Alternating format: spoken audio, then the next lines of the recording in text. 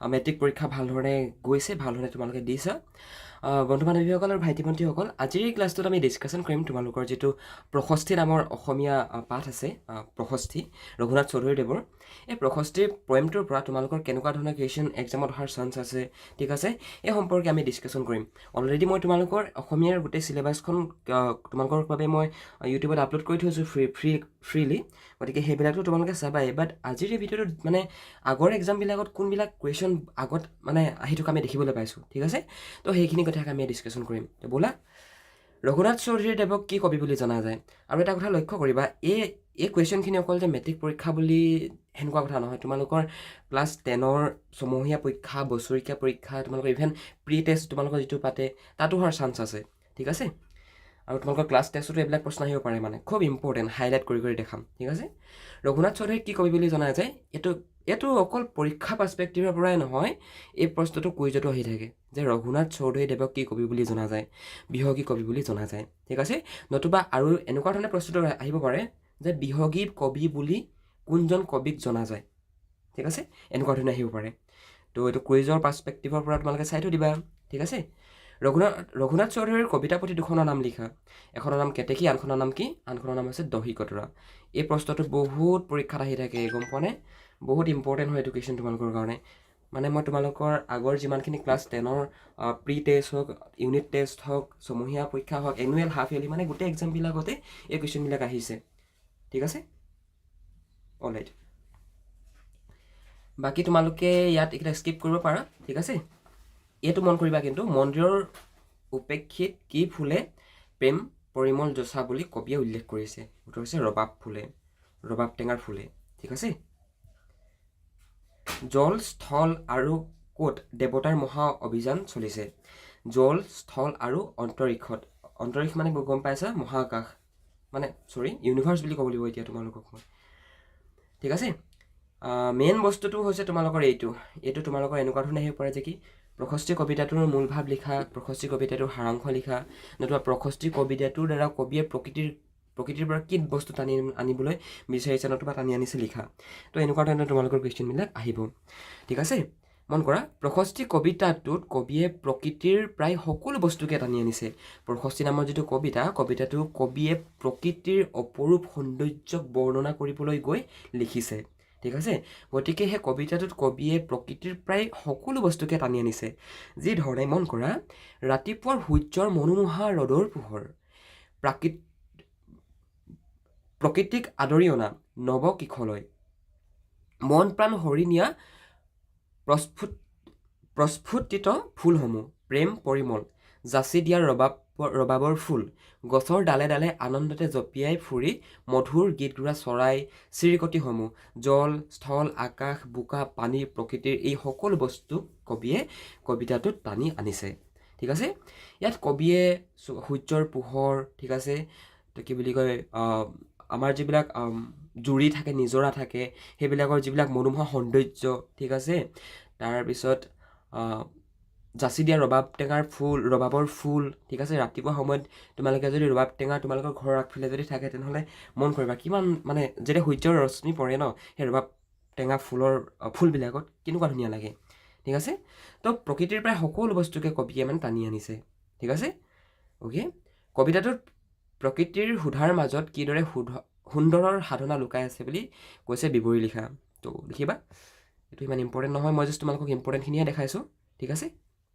Main আহিলে তোমালোকৰ প্ৰশস্তি কবিতাটোৰ মূল ভাৱ লিখা। তোমালোকৰ যিটো মেইন ইম্পৰ্টেণ্ট মই চিঞৰি আছিলোঁ প্ৰশস্তি কবিতাটোৰ, সেই কুৱেশ্যনটো হৈছে এইটো যে প্ৰশস্তি কবিতাটোৰ চামাৰি লিখা, ঠিক আছে, মূল সাৰাংশ লিখা, কি বুজাব বিচাৰিছে মানে প্ৰশস্তি নামৰ কবিতাটোৰ দ্বাৰা।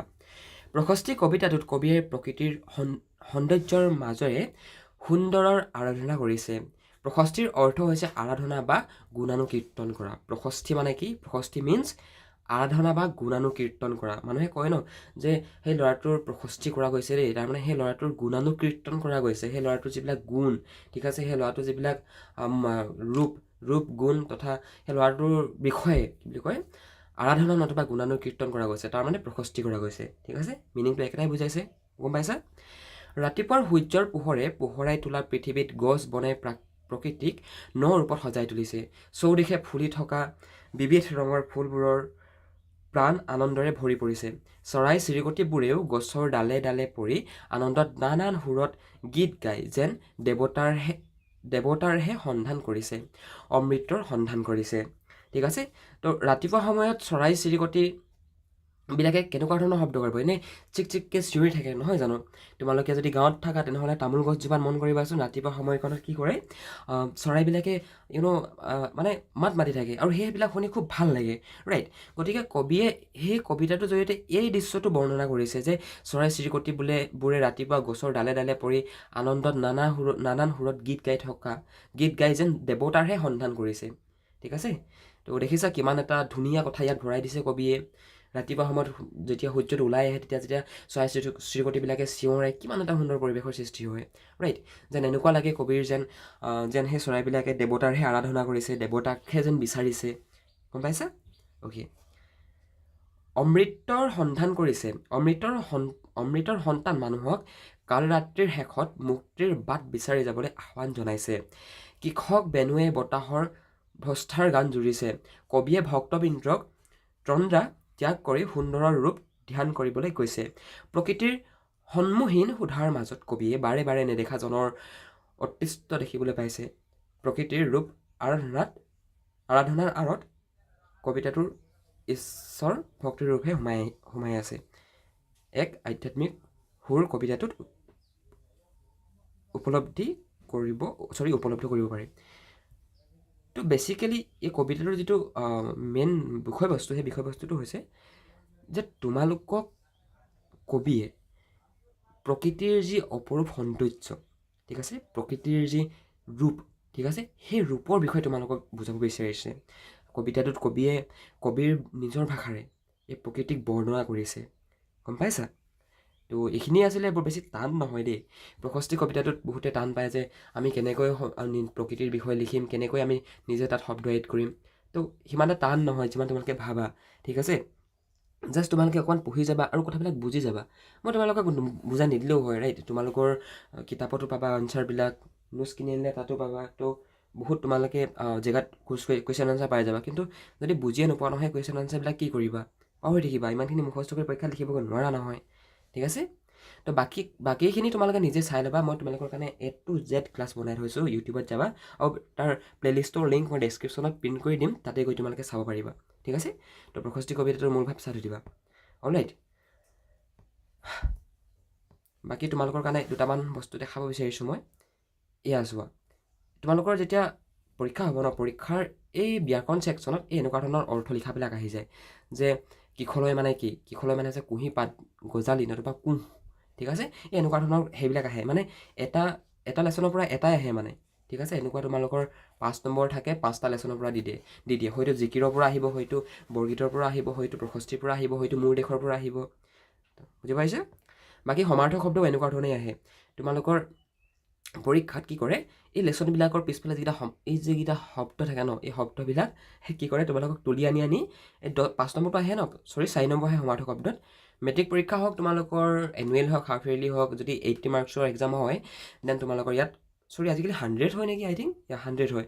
100 যদি হয় তেনেহ'লে 4 নম্বৰ সমাৰ্থক শব্দ আহিবই, ঠিক আছে? তৰু মানে কি? তৰু মানে তৰুৰ তীৰ্ণ বুলি কোৱা গ'লে কি বুজাওঁ আমি? গছক বুজাওঁ, বৃক্ষক বুজাওঁ, ৰাইট? তো এনেকুৱা ধৰণে এইবিলাক কথা বুজিব চেষ্টা কৰিবাচোন, বিৰাট ইজি হয় কৰিবৰ কাৰণে, ঠিক আছে? সুমধুৰ মানে কি? অতি মিঠা মানে সুন্দৰ। মুক্তি মানে কি? স্বাধীনতা, মুকলি, স্বতন্ত্ৰতা। অভিযান মানে কি? অভিযান মানে হৈছে যাত্ৰা কৰা, অভিযান কৰা। ধ্যানী মানে কি? ধ্যানী মানে হৈছে ধ্যানৰত, নতুবা তপস্বী, যি নেকি ধ্যান কৰি থাকে, যি নেকি মেডিটেশ্যন কৰি থাকে। গম পাইছা?